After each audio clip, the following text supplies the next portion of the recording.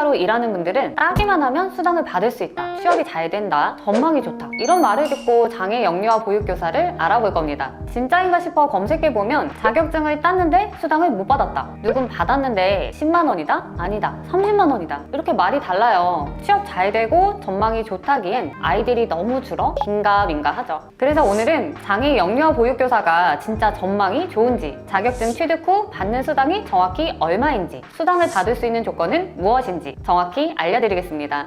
영상 끝까지 보시면 내가 바쁜 시간 쪽에서 취득할 만한 자격증인지 판단할 수 있을 겁니다. 바로 시작하겠습니다. 어린이집 재원생 수는 크게 줄었습니다. 그런데 장애 영유아 수는 오히려 늘었어요. 2019년에 1만 826명이었는데 2022년에는 1만 2313명이에요. 이유야 다양하겠지만 전체 영유아 수는 줄어드는 반면 장애아 수는 느는 추세입니다. 장애 영유아 어린이집 수가 늘어날 수밖에 없죠. 장애 영유아 의무교육은 만 3세부터입니다. 특수유치원 또는 장애아 통합 어린이집이나 장애아 전문 어린이집에 다닐 수 있어요. 장애아 3명당 1명의 장애 영유아 보육교사가 있어야 하는데 아직 시설과 인력이 많이 부족합니다. 그래서 정부는 장애 영유아 어린이집 수를 더 늘리기로 했어요. 이 내용은 빠르게 진행되고 있습니다. 장애아 통합 어린이집의 장애아동 정원은 30%로 늘어났고 장애아 통합 어린이집으로 쉽게 전환할 수 있도록 기준을 완화했습니다. 최근엔 국공립 장애 영유아 어린이집 수도 늘리겠다고 발표해 원장님들도 많이 취득하고 있죠. 더불어 유보 통합으로 과정이 어려워질 거라는 예측 때문에 취득하는 사람이 많아졌어요. 2019년에 1668명이었는데 2022년엔 2702명으로 62%나 증가한 상황입니다. 아마 장애 영유아 보육교사 수당이 가장 궁금하실 거예요. 결론부터 말하면 수당은 자격증을 취득한다고 무조건 받는 게 아니고 받는다 해도 조건에 따라 금액이 다릅니다. 자주 하는 질문들을 중심으로 정확히 알려드릴게요.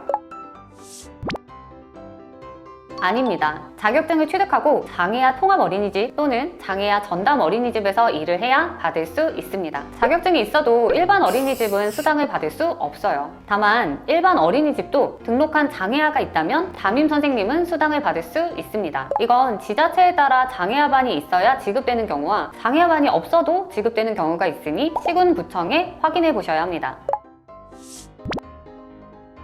장애 영유아 어린이집에서 일을 하는 경우와 일반 어린이집에서 장애아를 돌보는 경우로 나뉩니다. 먼저 장애 영유아 어린이집에서 일을 한다면 수당은 이렇습니다. 장애아반 담임교사는 30만원, 비장애아반 담임교사는 15만원, 일반교사는 10만원, 장애아 연장반 전담교사는 15만원입니다. 일반 어린이집에 등록한 장애아의 담임 선생님은 10만원의 수당을 받습니다. 자격증을 취득한 다음 달부터 수당이 지급됩니다. 단, 자격증을 취득하고 15일 이상 근무했을 때 받을 수 있어요. 기존에 일하던 분들이 자격을 취득한 경우도 기준이 동일합니다. 자격증은 신청하면 발급까지 2주에서 한 달 정도 걸려요. 자격증을 늦게 받으면 수당이 늦게 나오는 거냐 할 수 있는데 자격증을 받는 날짜가 아니라 자격증 발급일 기준으로 수당이 지급되니 참고하세요.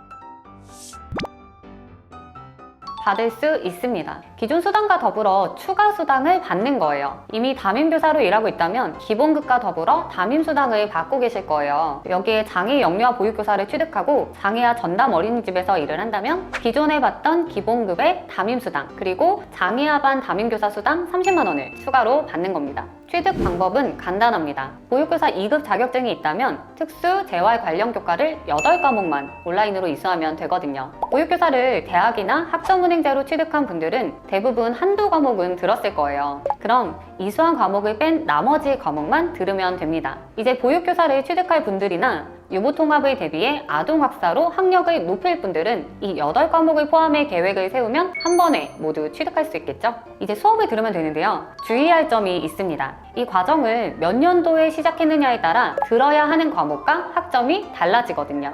2012년 8월 4일 전에 시작한 분들은 아래 과목 중 8과목을 이수하고 총 16학점 이상이어야 합니다. 그리고 2012년 8월 5일 이후에 시작한 분들은 아래 과목 중 8과목을 이수하고 총 24학점 이상이어야 해요. 과목 수는 동일한데 인정되는 과목이 달라진 거예요. 예전에는 일반 보육교사들이 듣는 보육학개론, 보육실습 등도 인정이 되었는데 장애아동에 대한 인식이 높아지면서 장애아 보육론, 장애아 보육실습 등의 전문 교과를 듣는 것으로 변경되었습니다. 8과목은 유사 과목으로 인정되는 과목도 많은데요. 내가 이수한 과목이 여기에 해당되는지 꼼꼼히 살펴보세요. 만약 내가 신법, 국법 중 어디에 해당되는지 모르겠다. 내가 들은 과목이 유사 과목에 해당되는지 알고 싶다 하는 분들은 아래 카톡 링크로 문의 남겨주시면 정확히 알려드릴게요.